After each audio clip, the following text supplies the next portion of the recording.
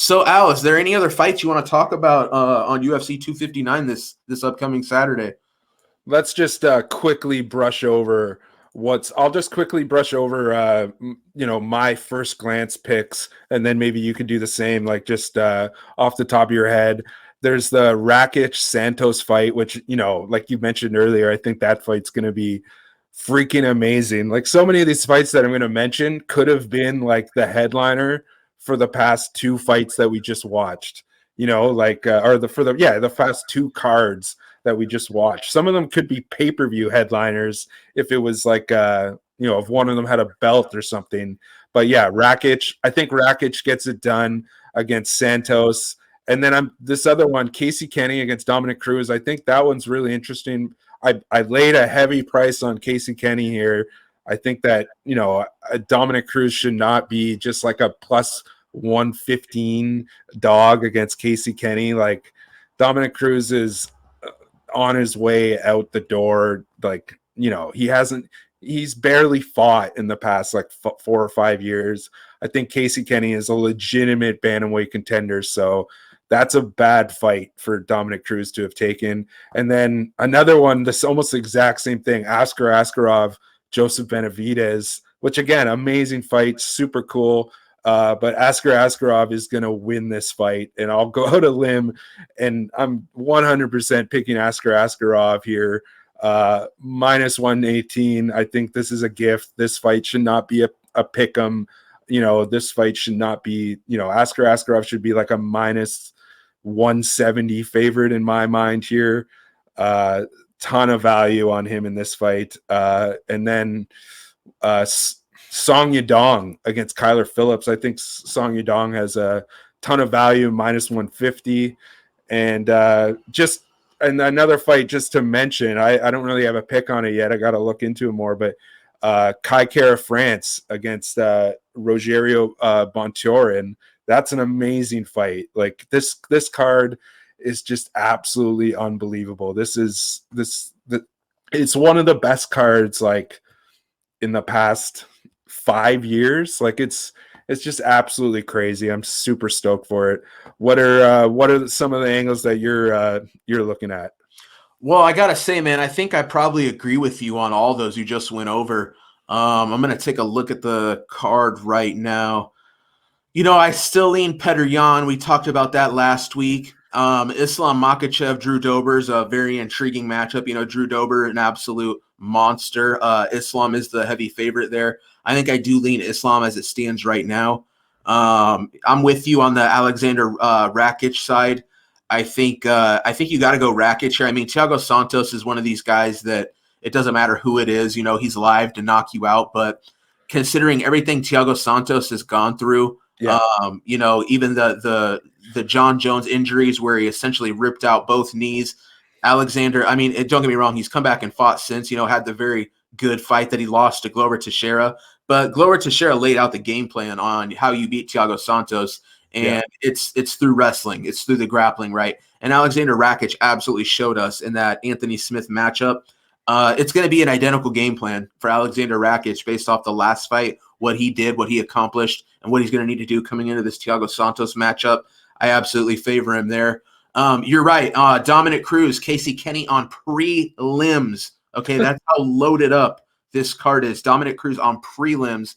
Yeah, Dominic Cruz, inactivity. Again, another guy that, I mean, I'm pretty sure this guy is on his third zombie cadaver ACL. I mean, this guy's gone through more ACLs than Jack the Ripper. You know what I'm saying? Like, going up against Casey Kenny, I mean, I feel like I'm looking at two guys just on total opposite career trajectories here. Dom Cruz, old, inactive, on the decline. I did not like what I saw of him in his last fight, and I'm expecting him to look dropped off even more against Casey Kenny, who's young, up and coming, growing, showing me incredible potential every fight.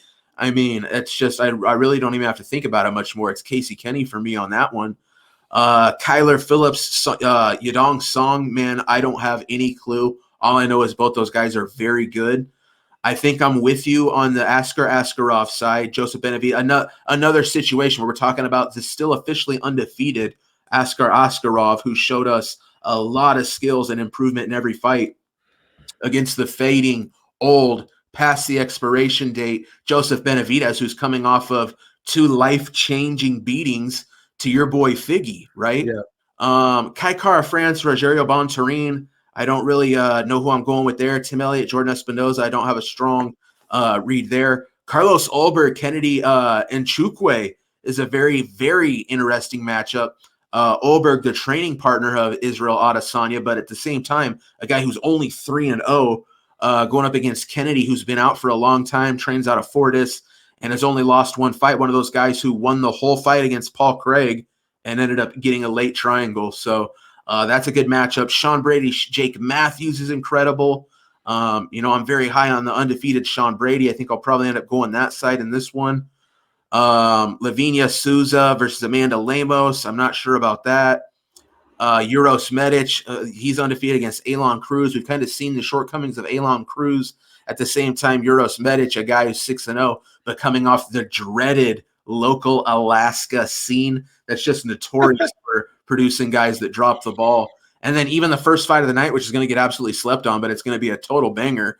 Trevin Jones versus Mario Batista. Trevin Jones coming off that huge upset win in his UFC debut that ended up getting overturned later on due to him having apparently too much THC in his system, against Mario Batista, a guy who, has only had 1 loss in his UFC run, and I think it's to Cordy Sandhagen, but an 8-1 guy, a big prospect, again, that I'm very high on. So it's going to be an incredible card, man, and I absolutely cannot wait. Man, Al, I'm telling you what, dude, I'm going to have a lot of bets on this card. We have 15 fights as it stands right now. Unfortunately, we're going to have to lose 1 or 2, right? We always sacrifice 1 or 2 to COVID protocol. Who knows, man? The craziest stuff happens in this sport that we lose fights from. But I'm excited, man. I can't freaking wait. Al, is there anything you want to say before we wrap this up?